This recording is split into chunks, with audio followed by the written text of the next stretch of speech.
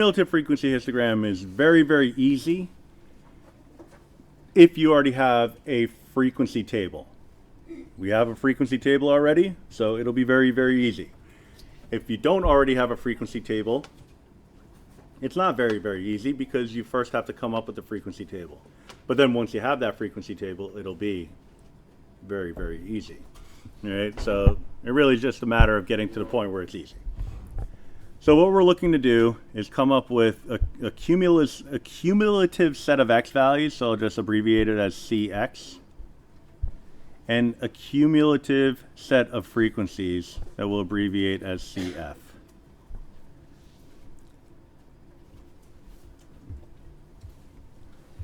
And this is not a knock on anyone, but half the class, or half of my stat classes typically spells cumulative wrong anyway.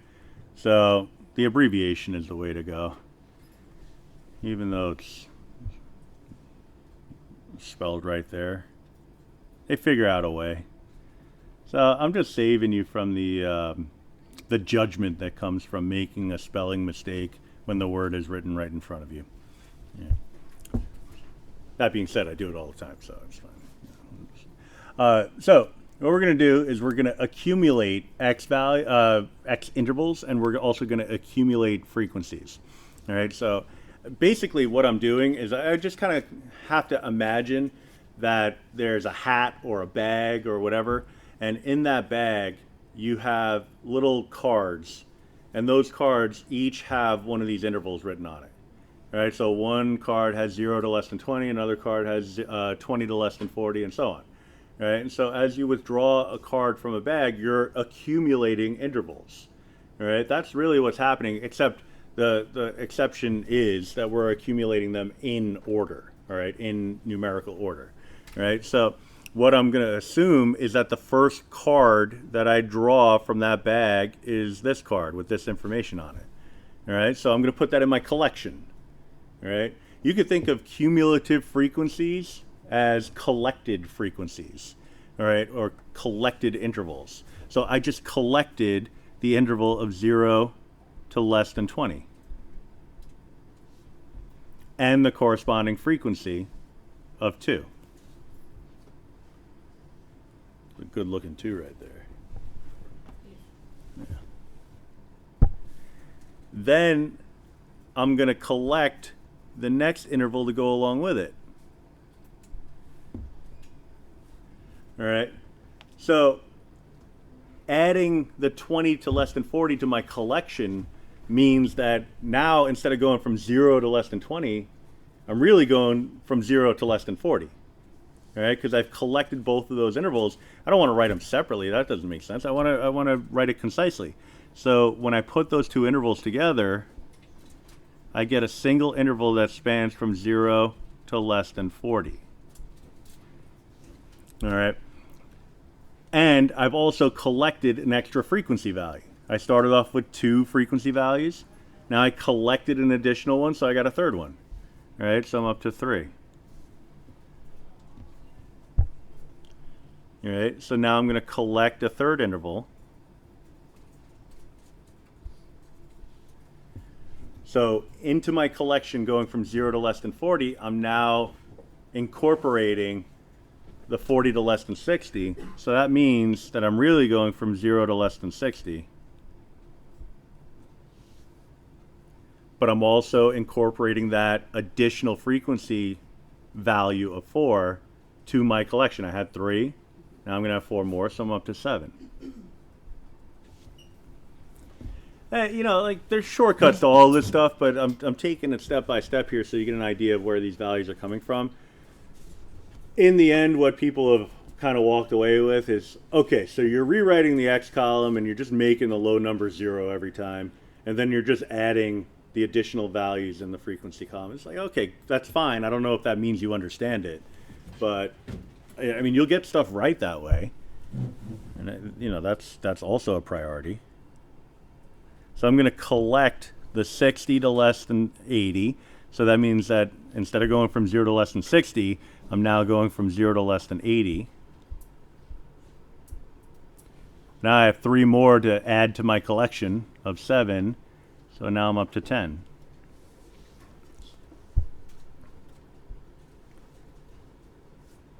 collect the next interval. So now I'm going from 0 to less than 100. I'm collecting 8 more values, so I'm up to 18.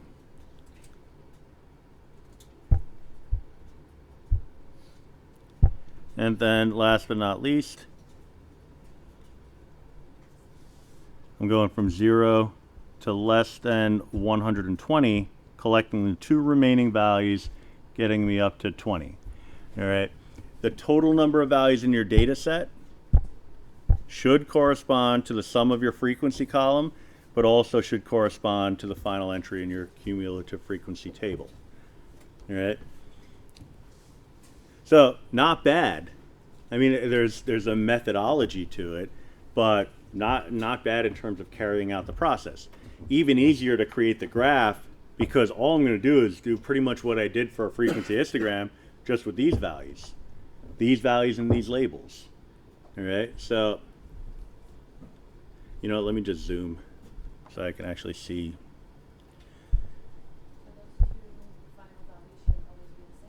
Those two should always be the same, yeah. View, I made it too small. 300, I guess. All right, so I need tick marks to correspond with the CX values. All right, so those tick marks, well, I'll have the same quantity of tick marks that I had for the other graph. So I like doing the technique of working to the end, splitting it. I need a total of 6, so subdivide this into 3 intervals for each half. All right. Then it's 0 to something in each case.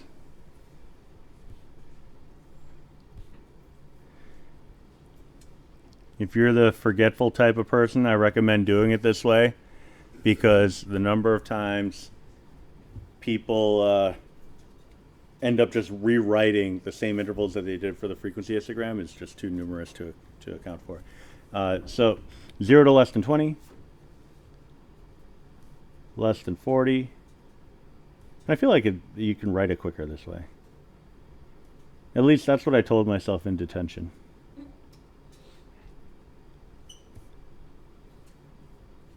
Back when they used to make you do stuff like that.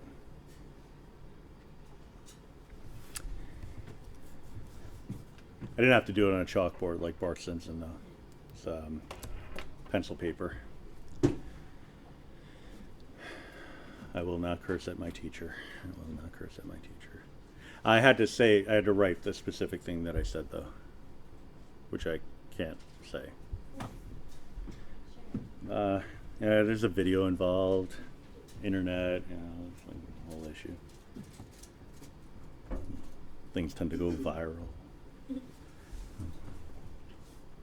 That's how it would work for me.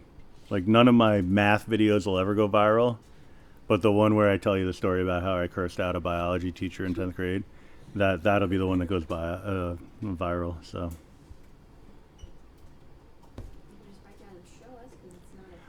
Oh yeah, writing it. Yeah, I'm sure nobody's going to take out their phones and open their video recording app and videotape me doing that and then share that on the internet and let that go viral. That definitely won't happen.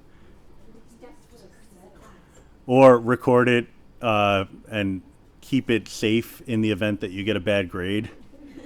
And it's like, let's talk. Yeah, yeah, safety first.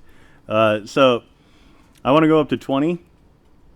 I have a couple of odd numbers in here, but it's not so numerous that I would shy away from going by 2. So that's what I'm going to do. I could go by 5s, but I don't want to. So 2, 4, 6, 8, 10, 12, 14, 16, 18, 20. Ballpark estimates are fine as long as they're somewhat reasonable. And we talked about it last time where if your crappy diagram is on the same level as my crappy diagram, then you have nothing to worry about. Honestly, the only way, in terms of the quality of the picture, the only way you're losing credit is if it's so illegible to the point where I can't make anything out. right? Or you label things backwards. So I've had people label the horizontal axis as the frequencies and the vertical one as the x. I mean, that's just incorrect. So that's a different story. But in terms of the quality of the picture, just make it look somewhat like it's supposed to, and you'll be fine. All right. So each tick mark is worth 2. So let me do that. Pop in a 2. The number inside trumps the actual height of the bar. So if I accidentally put this bar at the wrong height, let's say I accidentally put it at 5, or I mean, as long as you don't go too crazy with it, you know, if it's a little bit off, whatever your intended value is what I assume is the case. All right, so if it's a little off, you still get credit for it. 2, 4, 6, which allows you to kind of wing it, which is really what I'm going for here. I always have the rationale that if you were really going to make a graph, so I missed that, so I'm just going to kind of, you know, thicken it up a little bit. If you were really going to make a graph for like academic purposes or for a magazine, you know, journal, you know, like a medical or engineering journal or something like that, you're not doing it by hand, right? You're using technology. So, oh, look at that baby. Oh yeah. I wish I could say I was doing that on purpose to show you just what you can get away with. I tried to draw that straight. That one ended up being not too bad. Whoa.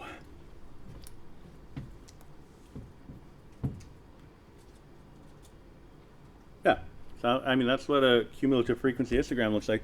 Characteristics of a cumulative frequency histogram is really just that it should increase in height or remain the same in height, but it should never fluctuate in height. It should never decrease in height. All right. So whereas the frequency histogram could actually decline as you go out on the x-axis, the cumulative frequency histogram will never decline. All right. It'll always be on the upswing. Right. Because you're either always increasing or remaining the same when you incorporate new values, because you can't have a negative frequency. If you had a negative frequency, then you could lose height, but that's not the case. There will be instances where we could talk about accumulation and have negative values, but just not in the form of a frequency, right? Because I mean, you could think of an example. I mean, it is the winter, you know, accumulation of snow and decumulation of snow, right? It melts, right? The heights, they fluctuate, and at the end of a month, for example, you have a net amount of snow that's on the ground. All right, that's what's left over. All right, that could be the case, but that's not this. All right. So, the last thing we're going to talk about would be the box plot.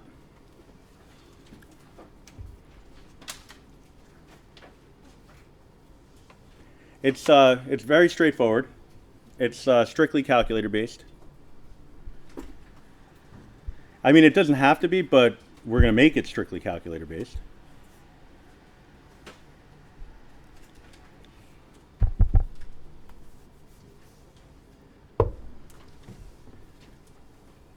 Want to justify the purchase of these things, right? So you want to get some use out of it. Right? It's the same data set, so that 80, 91, 90, and so on. We're just going to type that all into L1. So stat, edit. So I'm going to clear out my L2 and clear out my L1. And then we're just typing away. I see. It's glitchy. How do you clear the line? Go right up to the column heading, hit clear, and then enter. Yeah, it's one of my least favorite things about these calculators is depending on the function that you're using it for, clear might be your best friend or your worst enemy. So if you're writing a program, you don't want to hit clear. You want to hit delete. If you're putting data into a list, you don't want to hit delete, you want to hit clear. Right? It's very, very aggravating, the lack of consistency, but they have a monopoly, so here we are.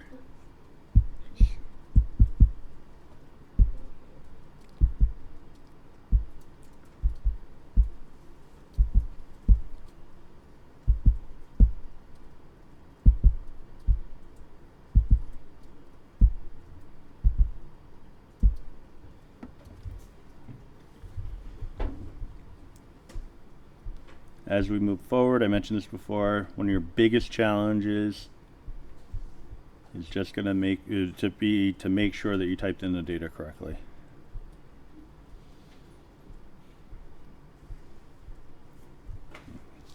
So I'm feeling pretty comfy with that. Now we've already played around with the stat graph function. We're just going to use a different stat graph function. And along the same lines as the histogram, we're going to use that stat graph to help us produce it on paper. So it'll come up on our screen, and our job is just going to be to make it look like on paper the way it looks on the screen. So second y equals is your stat plot. We're going to have a lot of experience with these stat plots, so you're going to want to become more and more familiar with it sooner rather than later, but eventually you'll just have no choice. You're going to have to learn it, so why put it off? All right. I don't really ask you to do too much aside from tech assignments outside of class, so make some time and get to know your calculator. Second y equals. Then hit enter on plot 1. It's still on for me because I haven't used this since last class. It's set to the histogram, but what I want is the box plot. Now, this is the first time a lot of you are seeing this concept of a box plot, so you may not know which one it is, but odds are it's the one that involves a box. However, there are two. It's the second one. All right, the one without those two loose points. Next class, we'll talk about what those two loose points represent. All right, so, undo. So this is the settings, or actually, no, it's one raw list. Okay, I just wanted to make sure, because if it was a frequency table, we'd have to put in something for F, or for freak. Zoom stat. All right, just be careful, because again, some of your calculators automatically put the alpha lock on. So if that's the case, then you want to quit out second mode and then hit zoom stat. So zoom stat is zoom 9. Look at that. Good looking box plot.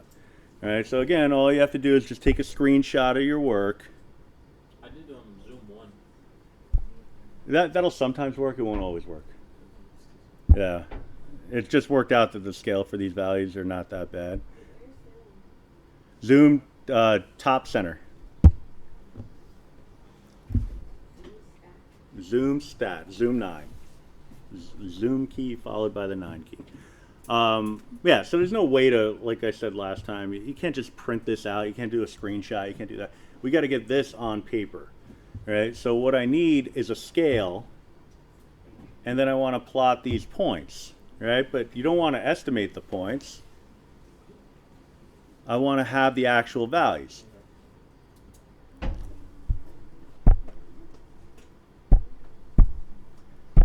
The lowest value in my data set is 0 and the highest is 100. So I'm going to create a scale going from 0 to 100.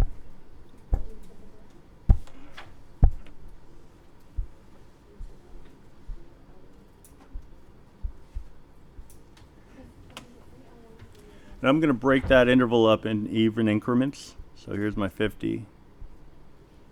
And I'll just do 1, 2, 3, 4, 5, 6, 7, 8, 9, 10. All right, so I got a nice little scale going on here. All right, all dependent on the lowest and highest value in your data set.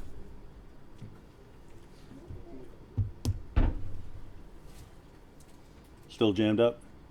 Yeah, every time she goes to enter it, it just doesn't show the box.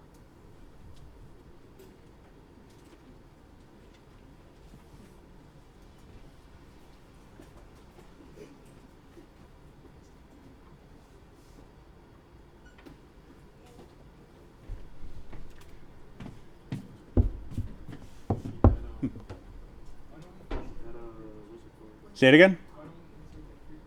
Oh, because this wasn't a frequency table. It's just one raw list. All right, so we need numbers off of this. So what we're going to do is hit trace trace will actually highlight the important points on the graph. You just have to hit the left and right arrow to get to all the points. All right, so I'm just going to scroll to the leftmost point, which is at it says min x is 0, and I'm going to do a couple of things. I'm going to plot that point in the space above the number line, not on the number line, and I'm going to label that minimum. Then I'm going to hit the right arrow. 53 is about right here.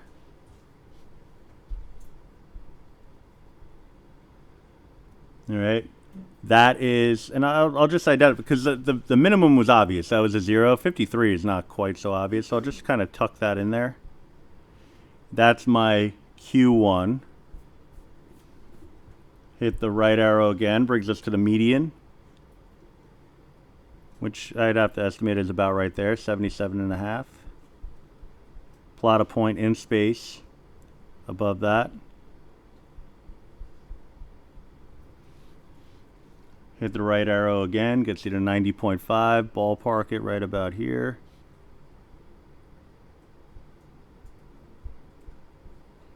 And then the last, that's Q3. And then the last one is 100, and I think that's an obvious point. All right. And then all you're going to do is create a box around the middle 3 points. You're just going to make it look like your graph on the calculator. So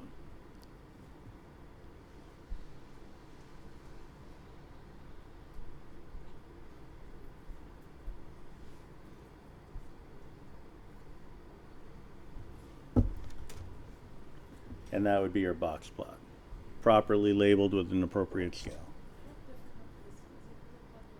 Probably.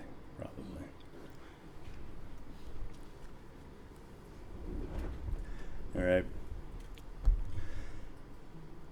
So next class we'll talk about what the meaning is of a graph like this and why we find it to be useful, why it's in many ways better than a histogram, even though it doesn't look like it could ever be. But there's a lot of value to a box plot. It's probably one of the more important types of graphs. So a lot to talk about, but for another day. All right. Yeah. That'll do it. All right, so if you have any questions, stick around. Otherwise, have a wonderful evening, and I'll see you next week.